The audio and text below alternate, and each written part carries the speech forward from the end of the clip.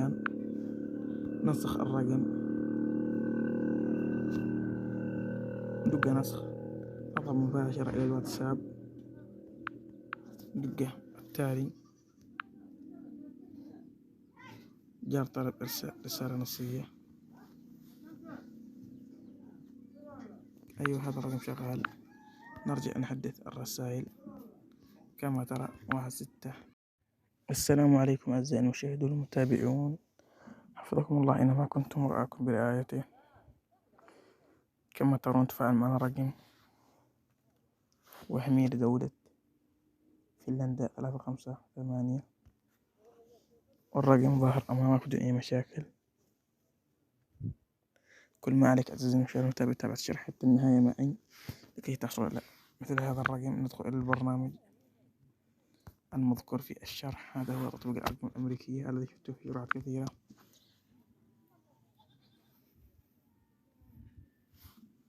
ننتظر حتى يفتح معانا. بعد ما يفتح معانا هنا يفتح معك. كما ترى هذا الرقم لا تأخذه، تبقى هذه الشرطة الثلاث،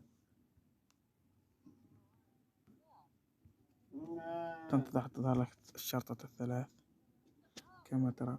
ونقول لك معك فرنسا الأولى والثانية بريطانيا والثالثة فنلندا. نضغط مثلا على فنلندا، تجاوز أي إعلان يظهر لنا البرنامج.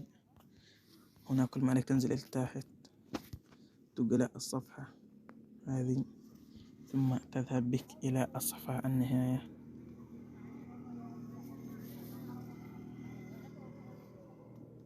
تنتظر حتى تأخذك الصفحة إلى صفحة النهاية، تشوف الأرقام الظاهرة عندك. راح أنتظر حتى تحولني إلى صفحة النهاية.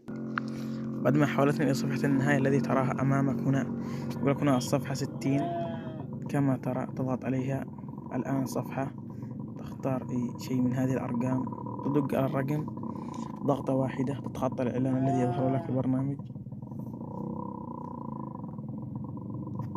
تتخطى الإعلانات كما ترى. تضغط على الرقم الآن والرقم ظهر معنا. كل ما عليك تضغط على الرقم ضغطة واحدة تلتصق معه، تخرج تذهب إلى الواتساب،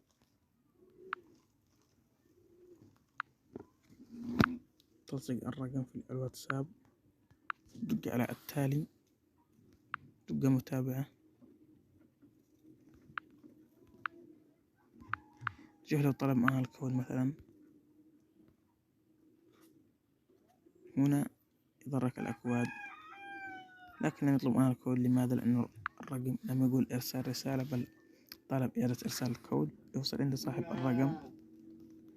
نختار رقم 71 هذا، دق عليه ضغطة واحدة، دق نسخ الرقم، تذهب به إلى الواتساب، تلصق الرقم، دق على التالي، تنتظر جار طلب كود جديد، جار طلب رسالة نصية. شوف لو وصل معنا مثلا رسالة،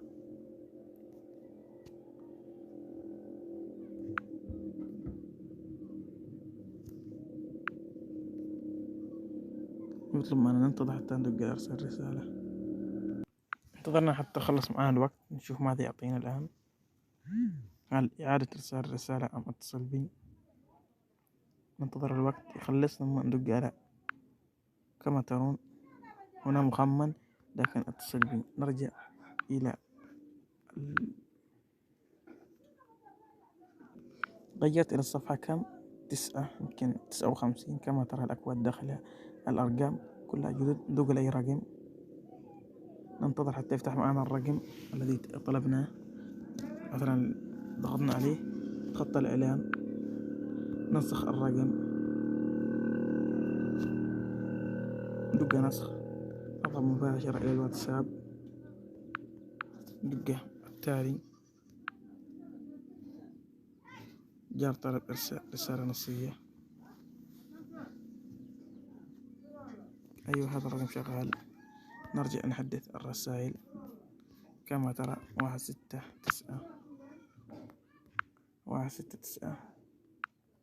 701. الرقم شغال. لكن محمي ببريد إلكتروني. طريقة سهلة جدا عزيزي المشاهد. الآن حطيت الرقم في نسخة معدلة، الرقم موجود، بس ننتظر حتى يخلص معنا الوقت وندق على إرسال رسالة مجددا. ننتظر حتى يخلص معنا الوقت. كما ترون ندق على إرسال رسالة، جار طلب رسالة نصية. ننتظر حتى يكتمل. كما ترى اكتملت معنا. نرجع البرنامج نحدث الصفحة. كما ترى هذا هو الكود 579 345. كما ترى هذا هو، لكن الرقم كان مرمز، لكن أنا للمصادقة عزيزي المتابع إنه يقبل وصول الكود على نسخة معدلة أو أي نسخة.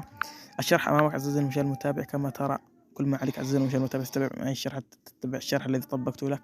وإلى اللقاء، نلتقي بخير إن شاء الله. إذا وصلت هذا الفيديو إلى 30 لايك راح يكون لكم يعني ماذا، راح يكون لكم فيديو جامد جدا لشرح طريقة حصرية ما راح أزال برنامج يكون لسه معروف عند العرب.